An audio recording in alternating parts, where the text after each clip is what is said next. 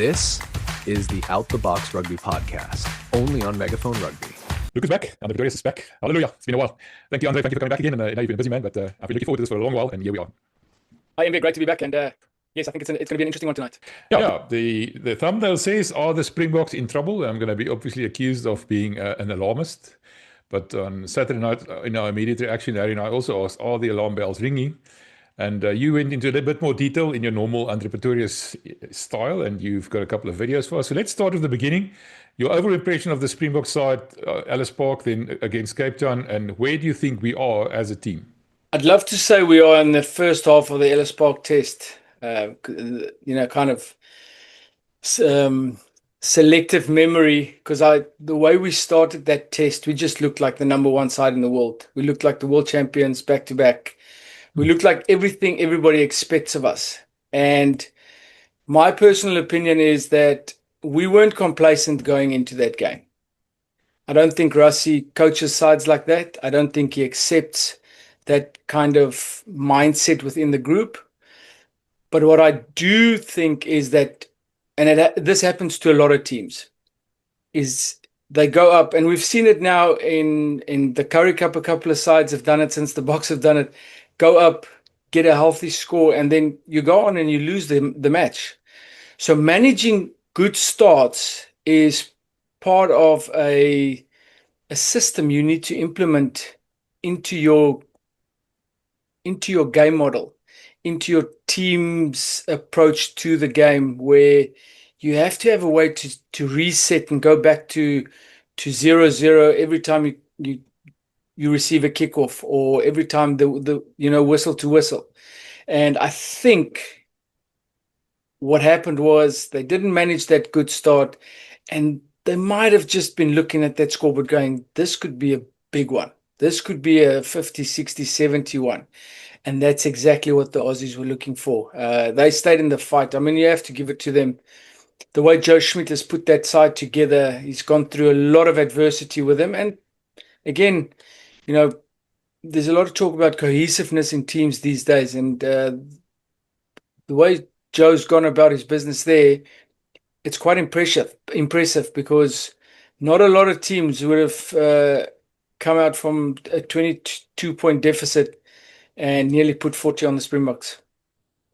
That word cohesiveness is one of the words that's been bandied out about the most. And part of the reason the Springboks have been, I think, battling with cohesiveness because of the number of injuries that they've suffered. Did you see any evidence of that? The fact that they're not clicking as they should be. I like using the word clicking, but I mean, before that first Ellis Park test, Rassie said they were together, have been together for 9 weeks. They actually were called back a week early because he was a bit worried about the game. I didn't see evidence, apart from that first couple of minutes where they scored 22 points, of that team being as cohesive as they probably should be. Did you see that as well, or am I imagining it? No, I think you're hitting the nail on the head. And this is just my opinion. I don't think you're supposed to see cohesiveness now. With the squad that they've picked and with the eye on the next World Cup, we've taken some flack for the test that we had. Not that we put the schedule out, but we had easy tests, Georgia and Italy. I think that was good for South Africa. Getting wins under your belt, good wins under your belt, trying new things, hybrid players, etc. Kind of giving you the freedom, because the result is probably going to go your way, but you get to put people in, players into Springbok jerseys in not as high pressure situations, getting them involved into the system, and then from there the bigger tests can come. So I was quite for that. I know we didn't have a British and Irish Lions preparation the way that the Aussies had, but we're on a different route. We're in a different journey, and if we had to see cohesiveness now, I think they probably had to give Rassie another doctorate, because he's picked new players from international teams. There's work to be done, and the only way you get that is by sticking together, being together, spending time together, and it's coming. Rassie is a genius when it comes to that type of thing. But the other thing, MV, is I think with what the Springboks have created in the last couple of years is they blind us with their success, and we just want more and more and more. And when we do get into games, and like I said, it's a couple of the Currie Cup games was exactly the same. They go up a lot of points and then they lose it. When you do get those games, you kind of think to yourself, well, it shouldn't happen to the Springboks. But it does. It's sports. It's supposed to go your way sometimes, and other ways it's not. And then because this team has been so dominant, your confidence takes a bit of a blow. One or two events goes against you in the incidents goes against you in the game. That confidence goes even lower. Now it's a grind. Now you're looking for people to come on and make a difference. And once they don't, everybody's looking at each other. From the world's number one team to, what are we doing next? But that's part of the learning curve. What you're saying now is we played against Italy and Georgia, and Australia were basically forged in fire playing against the Lions. And that cohesiveness doesn't come from spending 9 weeks together in a hotel and on the practice field. You actually need to play together, and you need to play proper games together. I hear what you're saying about Italy and the likes, but the Springboks are not only play against weaker teams, they're still trying to implement a new style of play, the Tony ball or whatever you want to call it this year. The defense is different, the attack is different, the scrums are different. There's lots of things that are different. And do you see a lack of game time now catching up to us? The fact that we played against Italy and it was too easy there, even though we actually did, have a bit of a fright at Loftus, and even Georgia managed to score a more try against us. A couple of red, warning lights going up there. But playing in a game, is that vital for cohesiveness? Yeah, it's a bit of both. So that connection, table tennis in the hotel, having breakfast together, having lunch and dinner together, spending time together in the team room, and then training together, playing together, that all adds up to the cohesiveness. And then in game, the combinations. It's crucial to have combinations, playing together, 12 and 13, 9s and 10s, etc., to build that cohesiveness. And then when the time is right, you unleash those combinations when you have to. Obviously, Rassie's also worked on creating a lot of depth. Now, with a lot of depth comes a lot of options. You have to go and find the right options for your team and what you want to create from that. Yeah. Now, you're talking about combinations. So, Rassie in the second test picks Willie le Roux. Willie has to withdraw, and Rassie comes back in. Just before kickoff, we get the news that Jean-Luc du Pretorius is not going to be able to play. And Cohesion comes in at 8th man, and we know he wasn't that great against Ireland last year at 8. And then our new super hybrid, super bench player, whatever you want to call him, André Esterhuizen on the bench. So it's effectively a 6-2 bench still, or maybe a 5.5, 2.5.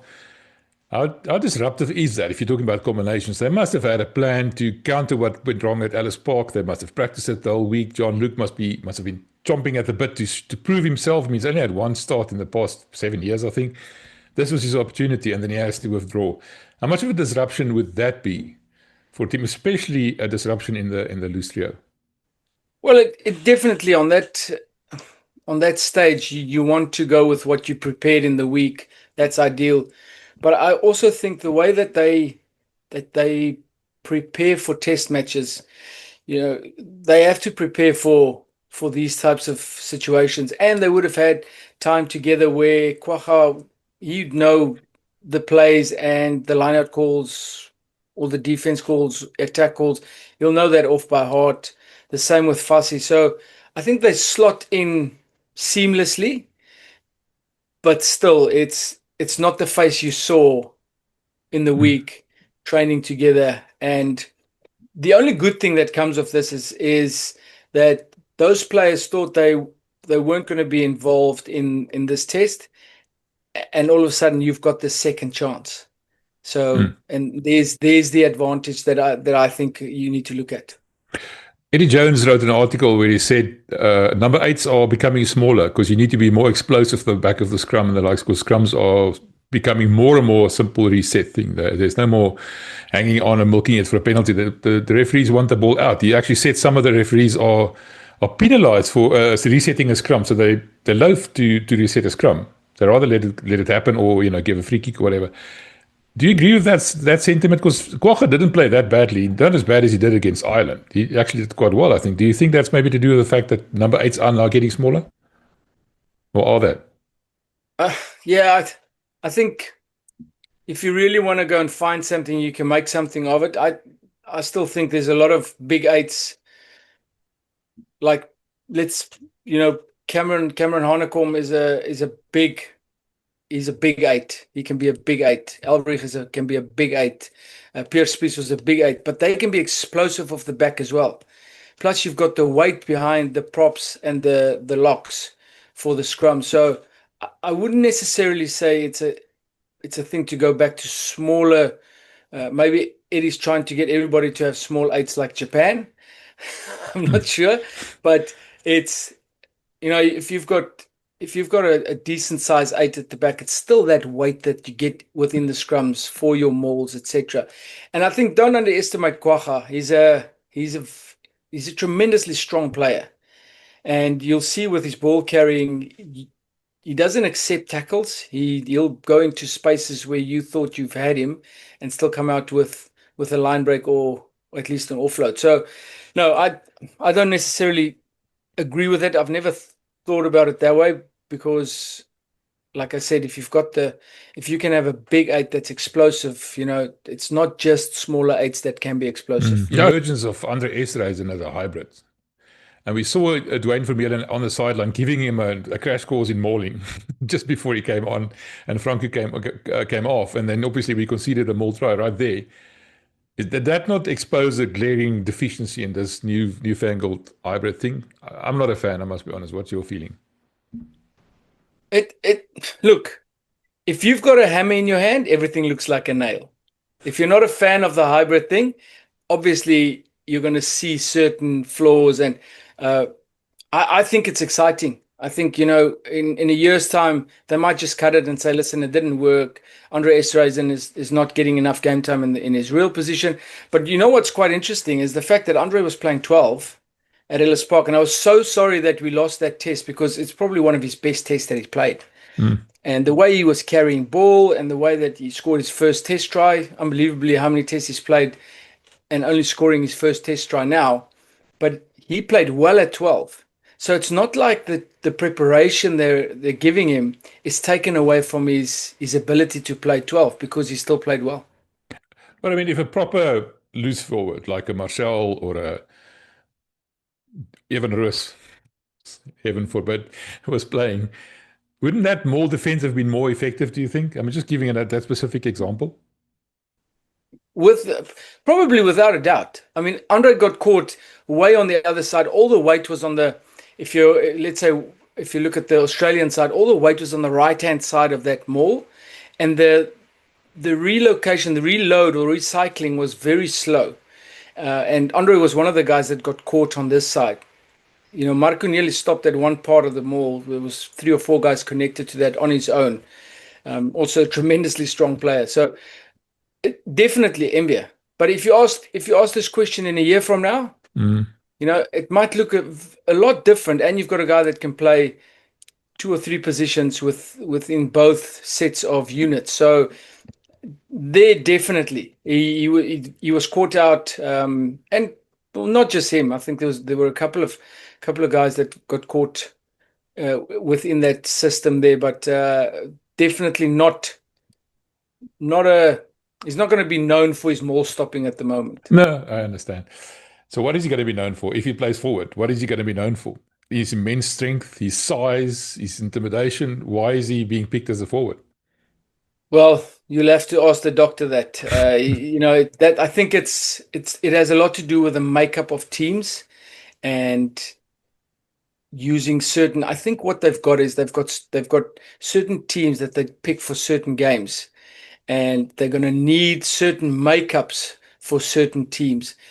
We all know Rassie's planning is way ahead of where we are currently, and what's the pressure on him now is to keep the experimentation going so he can find that formula he's looking for, but without losing games, because like I said, he's created this expectation with his team that we expect them to win, and not just win, but win well. Yeah. They need to play well. We need to wake up and read the report and see 8 out of 10s for everybody. And if it doesn't happen, there's pressure, but he understands that. He knows how to deal with that. Harry had a beer with Rassie right after the game, as Harry does, him and George Gregan. And Rassie said the one thing that he worried about is how good Australia was the breakdown. And we've been struggling at the breakdown. Rugby had a couple of things to say also to us. What's your thoughts on our struggles in the breakdown? And if you've got any videos, please show us what you're talking about. Yeah, I think before we get to the videos, the breakdown was a big point of concern at Ellis Park. And to be fair, McWright was brilliant. He pounced on our isolated runners, which we often get ourselves into. We often get ourselves into that position where Pieter-Steph will just pick and go, or we'll get disconnected from our cleaners, or the cleaners will get on too square and too side on with the ball carrier. We are very reliant on our ball carriers to dominate contact, and then we clean up the mess. Where if we get it right, like Eben does a lot, we win that ruck in the air and the ball's quick. Okay, but you just said now, yeah, Pieter-Steph takes off and he isolates himself. You mentioned to me earlier the closest player was Willie le Roux to him in one such an event when he was like 10 meters away from him. And also when they go down, they make simple errors, simple practical stuff like not presenting the ball properly, things like that. Did you see that? Yeah, for sure. And Pieter-Steph does that. He does tend to take the opportunity, but on the same note, I want to say that his ground skill, he works very, very hard to get, and you'll see in one of the clips how far he actually pushes the ball back on that one where Fussy was the closest player. So he knows when he's isolated, he's responsible for that ball. He needs to get that back. I want to jump ahead a little bit, sorry, but you mentioned the word Willie Roux. I had the audacity to say in our instant reaction that I thought Willie Roux did not have a great game. Harry was a bit taken aback by my apparently not as an astute observation as I thought it was. What was your thoughts on Willie Roux? And I'm not talking about Damian Willems or Willie le Roux or whatever, just Willie Roux's performance in both Ellis Park and in Cape Town. He's blowing hot and cold at the moment, and that's a sign of a player that's lacking confidence and wanting to prove himself for the jersey. Now, high balls is exceptional with. What bothers me at the moment is, yes, he kicked one or two directly into touch, but at least he saw the space. He was in our half. He got the ball. He saw the space, and the execution. I still think Mane should have kicked that ball even before he passed it to Willie le Roux. But at least he saw the space.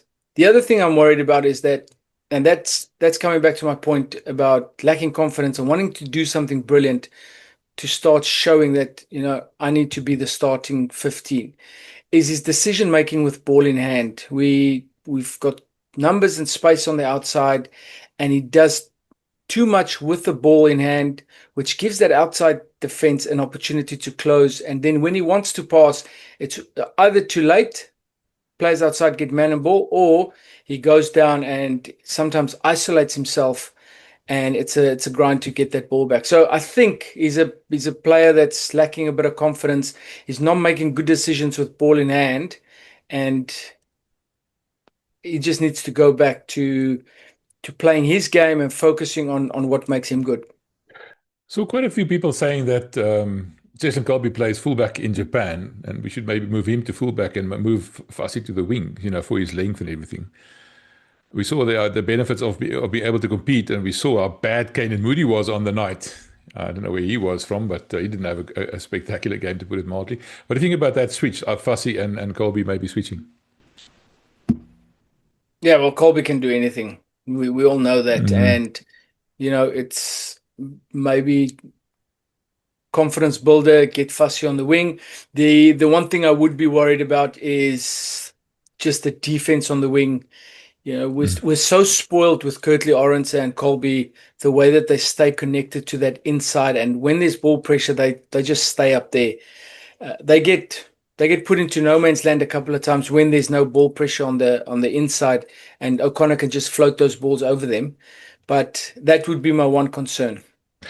Well, you mentioned it, both Kurtley and Edwell are out. They're not going to New Zealand. So we're left with Mapimpi coming in, Moody perhaps, Cheslin, after Moody's rather woeful performance. Who do you see as I'm jumping ahead again, but who do you see as a proper wings there? Is Mapimpi not a bit slow nowadays? I would stick with Colby and with Moody. I think Moody needs to get out of this little bit of a slump that he's in. If you look at the high ball attempts that he had, he's one of the best in the world with regards to high ball catching. He needs to play on that. And also, what is his position? Do they think of him as a 13 later on? Because if he's going to play wing, he does tend to open up that space on the edge because he doesn't close. He's waiting.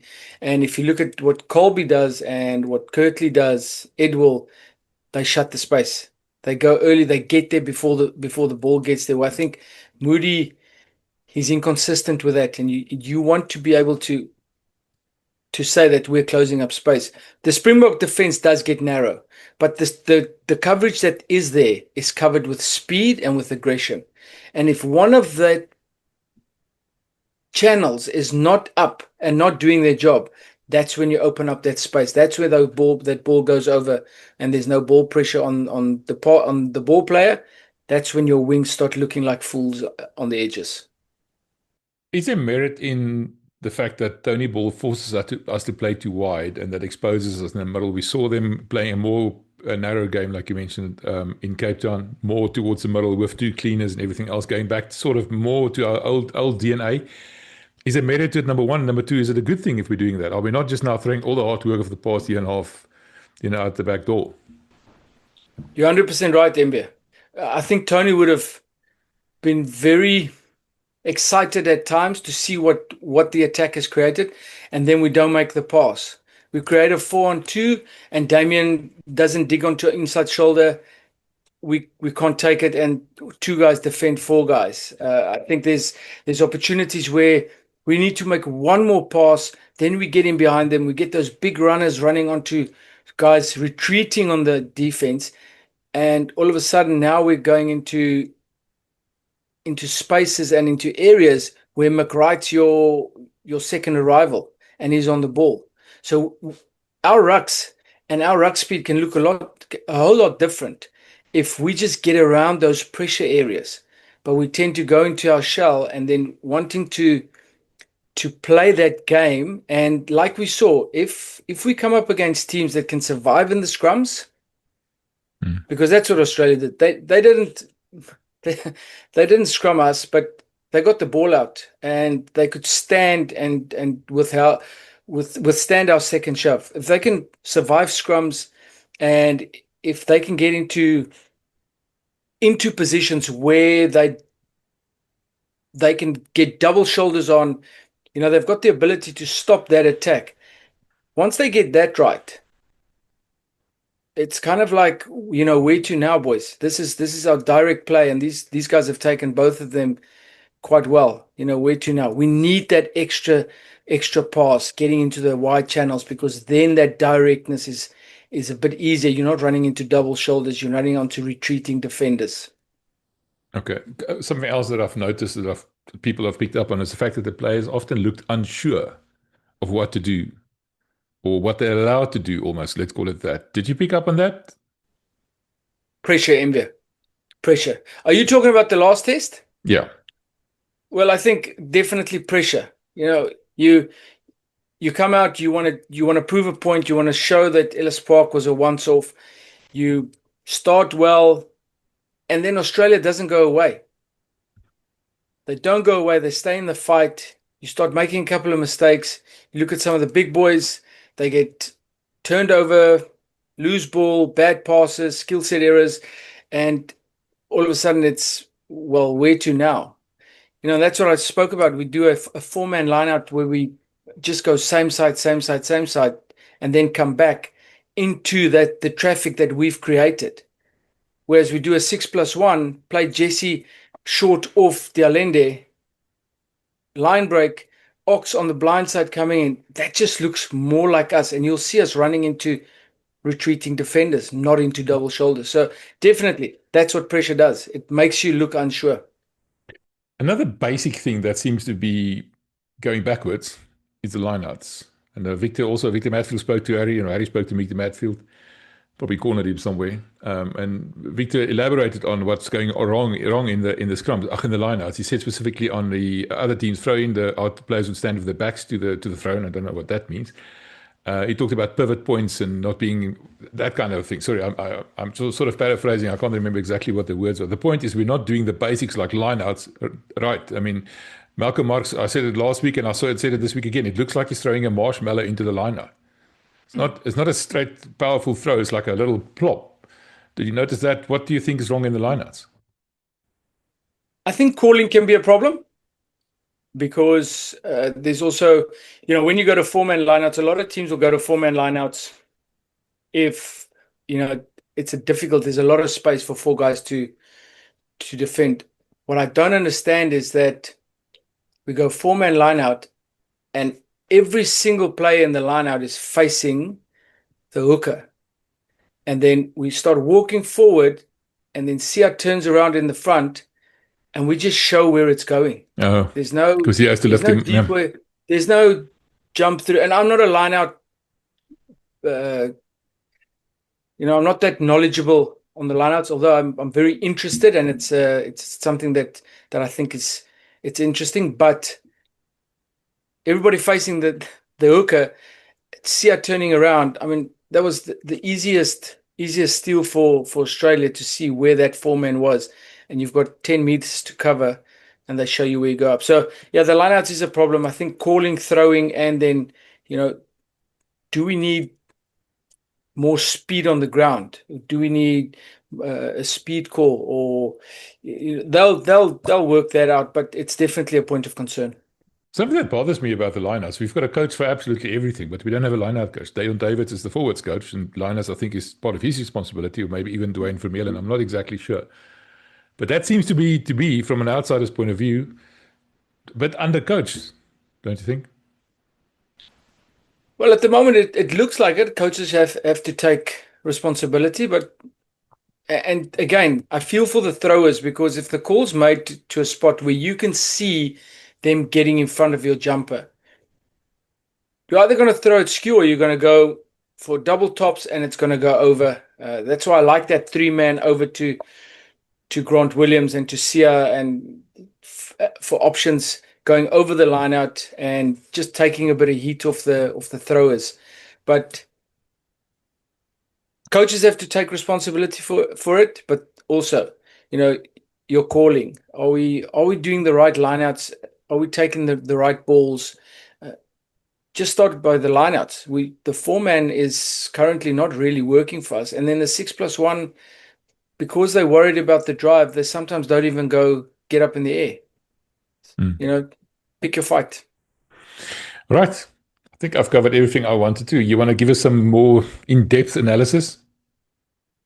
Yeah, I think let's start with a breakdown, because it's something that everybody's talking about, and it's not all doom and gloom, but we do get ourselves into isolated situations, and that's going to cost us at some stage, and has cost us. So we've got a catch from André. Good carry into the contact. Now this is where the problem starts. So obviously you can see no one's connected to him. It's not always going to be the case that you will have people on your back, so there will be some responsibility on the ball carrier to look after the ball. Now the problem we have with Andre here is that he just goes into that little jackknife position and he leaves the ball right there. Now, if this was McWright, this ball's probably stolen. So what we need to see him physically get up and push that ball even further. which is called your ground skill, and what you just want Valentini to get off his feet, and he has to reach for that ball.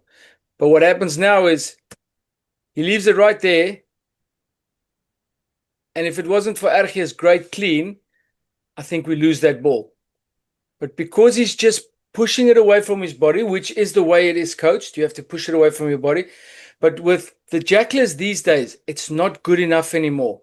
You have to get that intentional kind of body up, pushing it even further away into your 9, or into a defender if he's not rolling away. This is the one I was talking about, André Esterhuizen. Pick and go.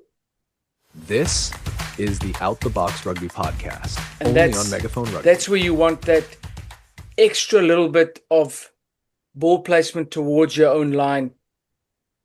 He did get himself isolated a bit, and the guys in the ruck actually had to double up to ensure that we keep this. But that ball's exposed. Get that ball back. Sia comes and saves the day at the end after Edwill had to help him. This is Peter Steff.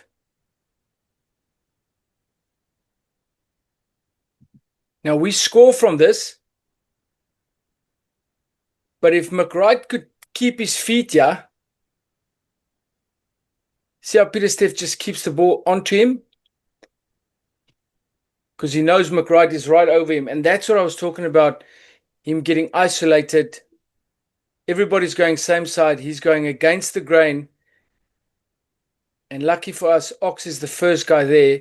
McWright, if he keeps his feet here, we lose this ball. Ox so low gets rid of them, and we actually score this try. Again, Peter Steff on his own, fussy closest player. Now this was actually quite good from Peter Steff. You'll see that's where the ball is. He knows he's isolated. He turns, and look how far he actually puts that ball back. But again,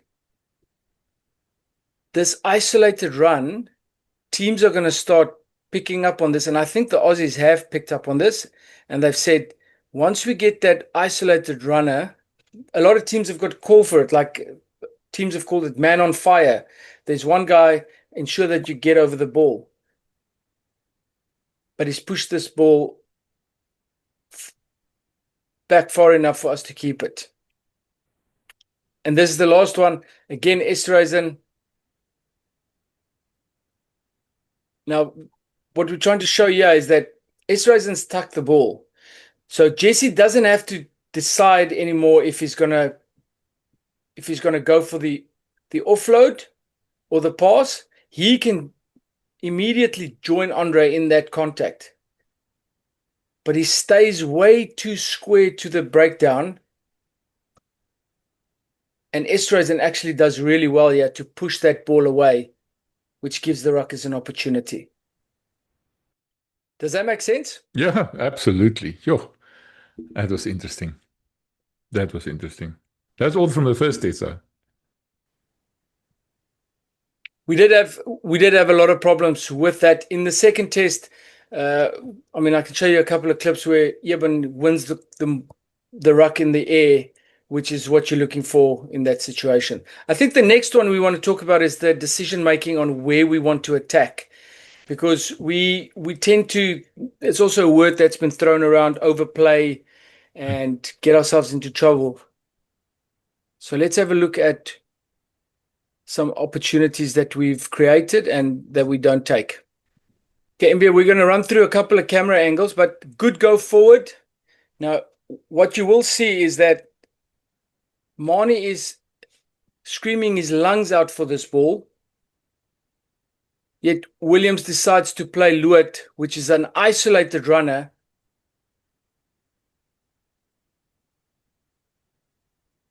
And you can see the condensed defense of the Australians on this side. And now, if it wasn't for Luat's good ground skill there, we could have been in trouble. Now we want to try and go wide, and the opportunity is gone from there. Again, off the line out, I don't understand why we need to throw that pass if Edwell is there just off his shoulder and we've got 2 extra guys on Jorgensen on the outside. If Van der Merwe gets this ball, he's probably into that space on the inside of Jorgensen, and I don't know if there's anybody that's going to catch him if he goes through there. So again, the decision-making and the execution of the skill, we said before this test that discipline and execution of skill, they will come and disrupt. But a lot of teams in the world can disrupt you, but they can't take advantage of it. Australia took advantage of it. And our decision-making let us down, especially on attack. Like I said, Tony Brown would have been very excited with what he created, or the attack creates here.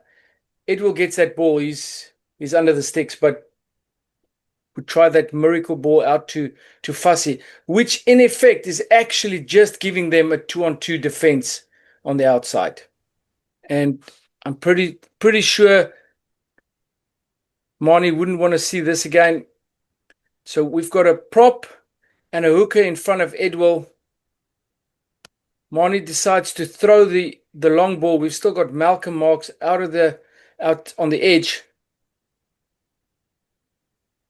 Pretty similar situation. I think if he drops this ball down to Edwell, Edwell beats the hooker on the outside. And even though there can be there's a defender at the end, Peter Steff might have been in on the outside. So again, decision making, it doesn't take a miracle ball here. All we need is to get this ball into a bit of deeper space, created the mismatch, use the mismatch, and then take it from there. Nice little mid-edge play. We get ourselves into a good position here. That's the 4-on-2 I was talking about. Now what we need is, we need Damien to work onto this inside shoulder, keep O'Connor on him, and you've got a 3-on-1 on the outside. Doesn't accelerate, just makes the pass, and O'Connor can actually defend Jesse on that side, and opportunity gone. So we're creating at Envia, but we're not taking it. Mm-hmm. Just two situations where, and this is something that's quite relevant at the moment in World Rugby, is this the regather off your own contestable. So there's the backfield defender is up, and you can see the space at the back there. Now we don't set a ruck here, but if there was a ruck, we need to look to take that space immediately off that kick. Now, I know you get the ball back and you think, I don't want to kick this away again. But if you see the space over there, we're inside our 50. That's a 50-22 just waiting to happen for you. And then on this, Marnie, long pass, still the space out there, and yet we decide we want to run that. It was good attack. Jesse went across field, played Edwell on the inside, and we made some good meters, but still, why do you want to run there if you can kick there? Same thing. We get this one back. O'Connor moving back. Look at the space there. Exactly the same picture. There's O'Connor working his way back now. There's nothing there. So if you can make it part of your structure on those regathers, to look for that space at the back, it's a very difficult thing to defend and to close up on the backfield. And this is the one where Fussy, that space is still there. He sees the space, and then just unfortunately, it's a difficult kick for the left footer on that side. Fascinating. So those are two on the.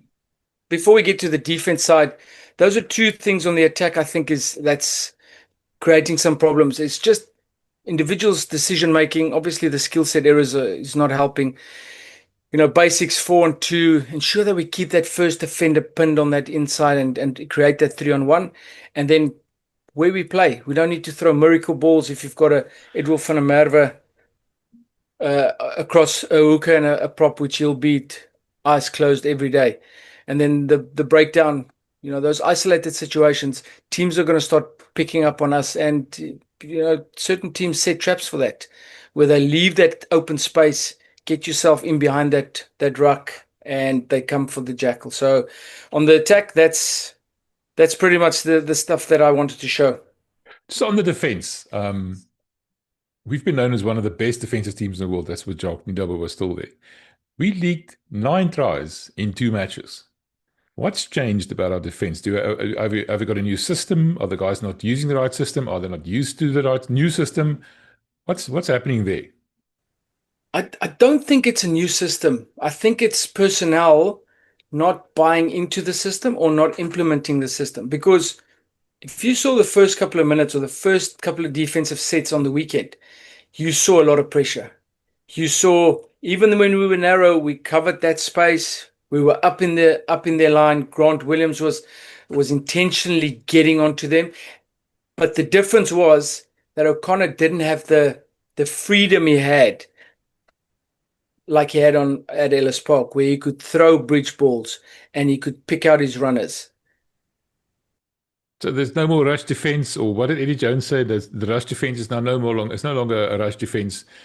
Lots of things in that article.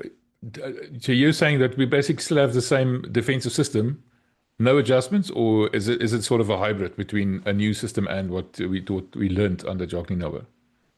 I don't even think I want to say it's a hybrid, because I don't see guys switching away from situations. Even when we create a turnover, Moody, Jesse, they're closing up that outside, and it cost us that one try where Wright stepped on the inside after the turnover.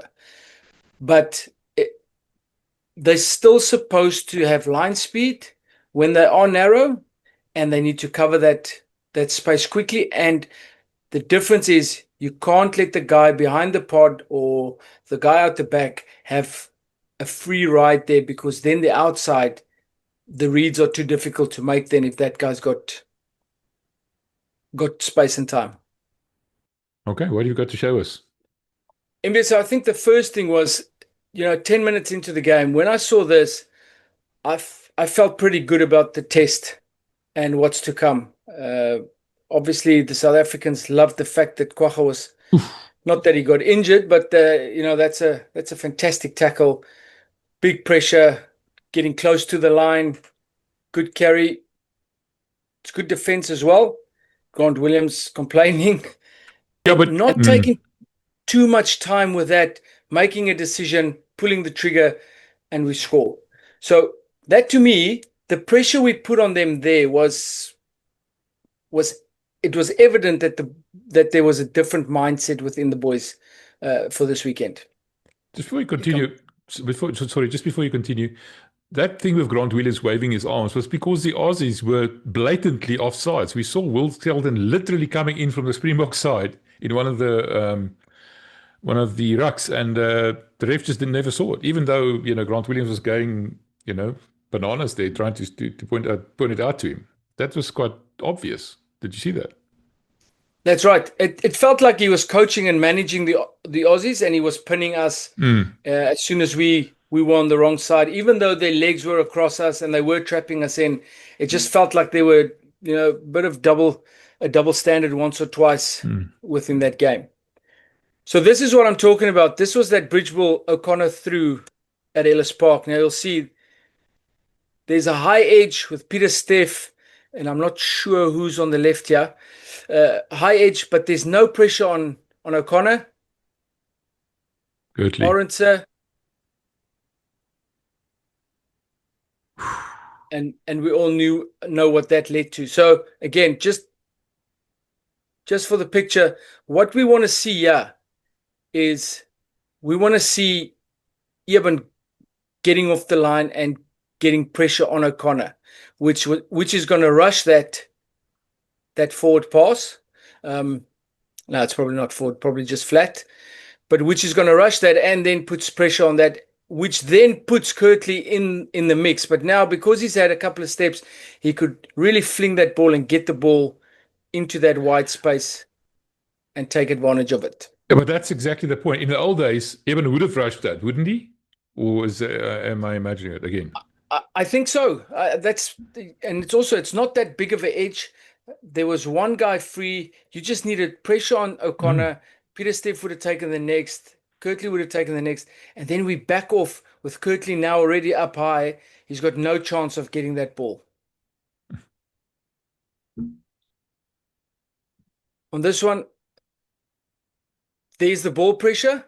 Now, what you'd like to see is you'd like to see Kane and Moody get on the next player with Jesse.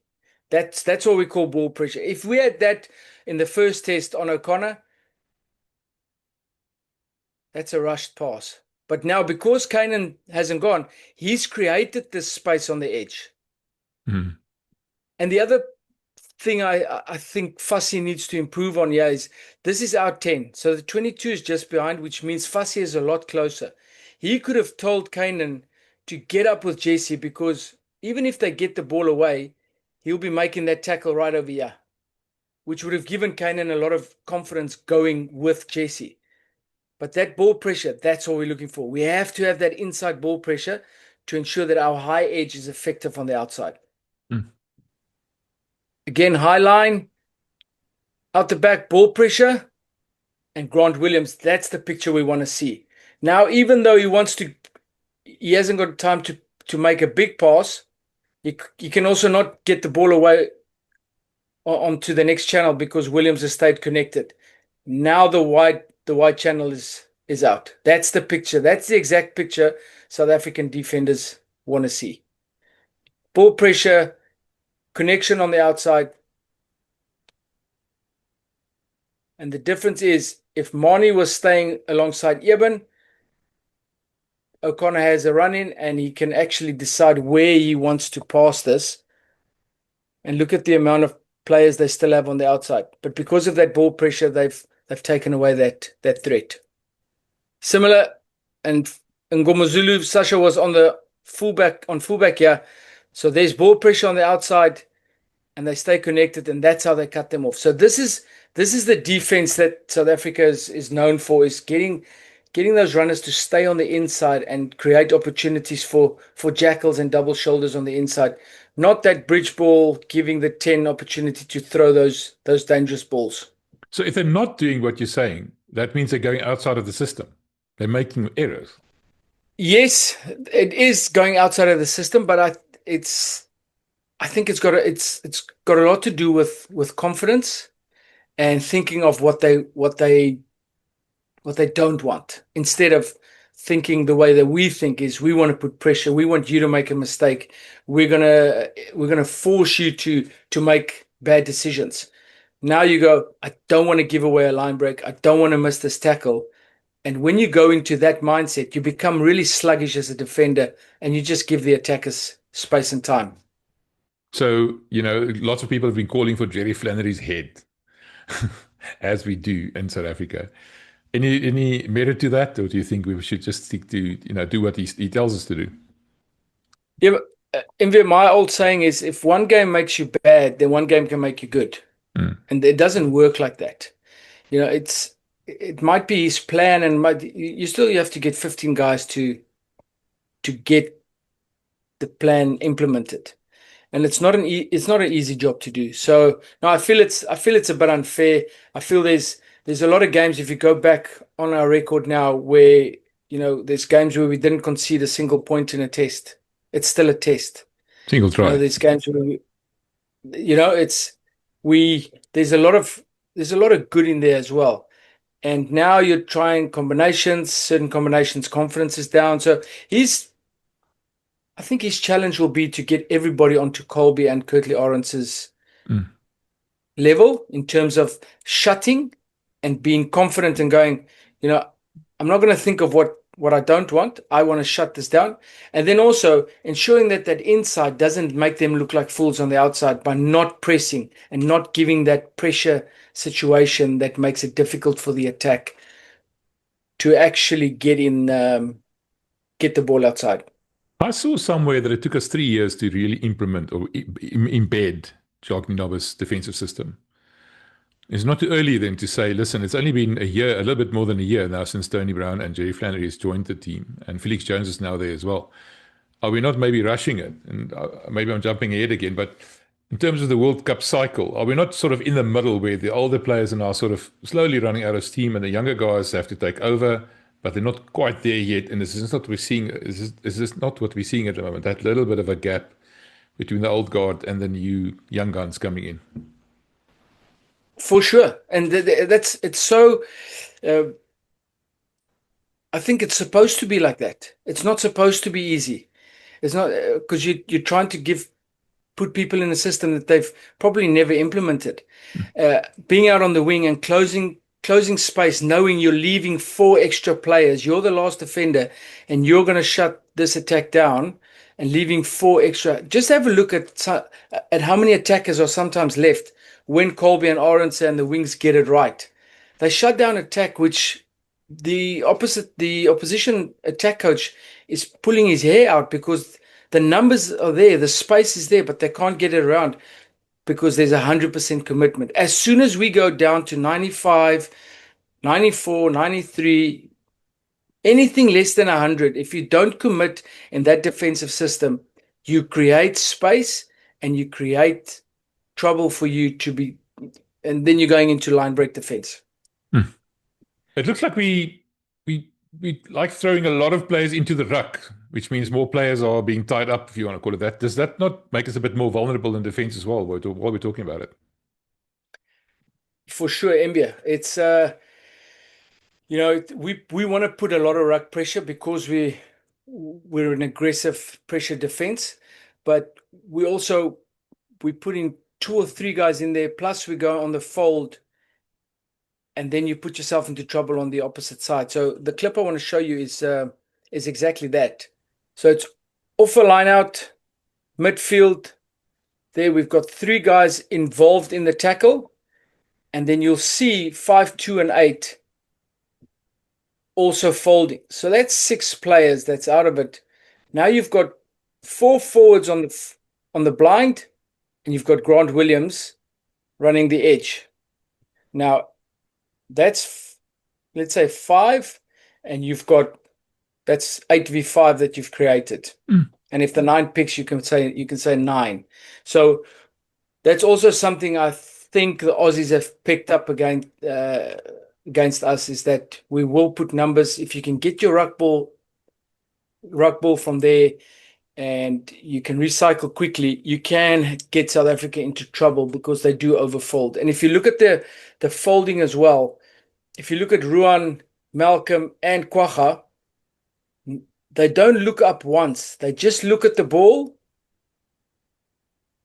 And at this stage, there's already there's no one going around. So they could have stopped that fold. We could have had 1, maybe 2 more in this line, which changes this defense quite a bit. And then we get off the line, but at least there's ball pressure and there's an error. So you will get these situations, but because you're getting pressure onto the ball, that's what the passes look like, and you get props getting balls like that. If you go back a little bit just after that fold, where Marx and Ruan and Kwacha folded, look at Marx. He noticed that they made a mistake in the folding. Look at that. Look at his hand. He's showing, go the other way. See? Yeah. Yep, 100%. And I think this needs to happen a lot quicker. So while you're folding, you need to scan. And if you see nothing, you stop that fold immediately. And also, I don't like the way that André, and it's the quickest way back. André's stopping it, but it needs to stop a lot earlier. Yeah, André's also gesticulating. That's a big word. Yeah, that's right. Yeah. That's right. But again, we will leave 5 guys open, get ball pressure, and force the error. That is part of our defense. Okay, Mbia, last one is that scrum defense or scrum try that we conceded. It seemed so simple. Obviously, the bounce wasn't great. It was a great effort from Moody to cover that. But if we take it back, this could have been avoided so easily, I think, if we just not putting all our eggs into one basket. And part of that is they've got 1 less because Pollard's gone across. This is where he is. So they've got one less. 9 needs to be able to defend there. Now, if you look at that, they draw in 3 of us. Jesse gets off. My problem is Fussy should be nowhere near the line already. He should be giving Kirtley and Jesse an opportunity to close that inside. Because he's up, just look at the space he's left at the back here. Any form of attacking kick was going to get us into trouble. That's what I was referring to when I talked about Fassi. I was specifically referring to this, and then obviously Kanan went and butchered that thing as well. I know he went, traveled a long way to get there, but he could have done a better job, I suppose. Now, my thinking is this is a system thing, Mbia. On the scrums, they want to get pressure on the inside. They want to get that ball, but the space is just too big. Scrum defense is one of your most difficult defensive situations to deal with, and you need to be very smart with what you want to do. And also, they put Andre across, which took away one number, where you just get your defense going a bit softer, get Jesse on him, get Kirtley on that, and then Fussy can take last man. And unfortunately, we conceded, but that could have been prevented. It looks like they were overloaded on the blind side, the back line. I mean, am I right? Yes, and it's also not the side where the 9 can defend that side, but they chose to have the 9 defending on. So it's 6 of the one, half a dozen of the other. But the system should have been get that inside up, give Kirtley and Jesse an opportunity to cover that inside, and Fussy takes last man. Fussy just put himself into a wing position, and there was nothing at the back. Yeah, no, that's quite clear. All right, the question we asked right in the beginning of this video is, are the Springboks in trouble? So having talked about all of this, analysed all of this, now travelling to New Zealand to go face a New Zealand team that's not just lost against Argentina, of all teams, in Argentina. Again, let's call it that. It's not like it's an unusual thing anymore. They lose to Argentina every year now. But, I mean, it's Eden Park. Last time All Blacks lost there was 1994. Last time we won there was 1937 or something ridiculous like that. What are we facing? Are we in trouble? What's waiting for us at Eden Park? Looking at what we're doing at the moment and how well or how bad we're playing, are we in trouble or not? If we continue the way we are, I think we are in trouble. I think if we're not gonna clean up these areas, if we're not gonna clean up our ground skill, if we're not gonna clean up our decision making, really get to grips with or take the opportunities that we are creating.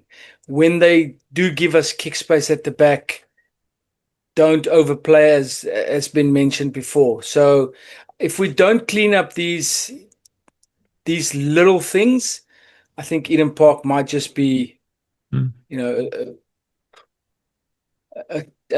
very tall order for us to accomplish. But after these 2 tests, I think we're going to be better. I think there'll be a bit more cohesiveness. The boys will be happy about the win that they just got, and getting onto the road and going to. It's a challenge, and Rassie knows how to get these boys up for a challenge. So I don't think we're in trouble. I think we do need to. There's a lot of work to be done, and if we don't clean up these areas, then it becomes harder and harder to build, because you want to build on something, even if it's us making mistakes. We want to start making some new mistakes now and get us closer to where we want to be. But if we're going to make the same mistakes, if our breakdown is going to be a problem, if we're not going to make good decisions, and especially set piece wise, we need to get that dominance in the scrum back. It's one of our biggest assets. And at the moment, Australia figured out a way to survive, and a lot of other teams are going to figure out a way to survive. So our easy 22 entries are going to become less and less, which means we need to take our chances when it's given. Okay, I don't want to sound like a broken record, or I don't want to be a broken watch that's right twice a day. But, I mean, Rassie made a big thing of the fact that they've had so many weeks together. It's now 11 weeks they've been together. And they're still struggling with these basic areas. Now they're getting on a plane, they're traveling to New Zealand. We know how much it takes out of them, the time differences and everything else. I mean, is there time to fix this? Is it still possible? Or is it, maybe a bit too late? It's never too late. It's never too late. Well, I mean, I'm a eternal optimist, and I think there's there's a confidence lacking at the moment, especially after that Ellis Park game. If they watch that first half, that's the team that they can be, and they'll be specific with their work-ons. They'll be specific with the stuff that they need to fix before Eden Park. And again, there's only time will tell, and the games will show us if they have fixed it. And then, but it'll also tell Rassie who's worthy of going further, and some guys are just not there yet, which will also make us stronger. André, as always, fascinating. I missed these talks, man. It was such a pleasure talking to you again, and actually seeing something with my own eyes and learning from it, because it was a different experience having to watch these games and having to go speak to Harry, the Oracle, and you're an Oracle. Sometimes I have an imposter syndrome a little bit. You know what I'm talking about. One of these days I'm going to get caught out. André, man, thank you so much. I really appreciate it. No problem, maybe. Keep well. This is the Out the Box Rugby podcast, only on Megaphone Rugby.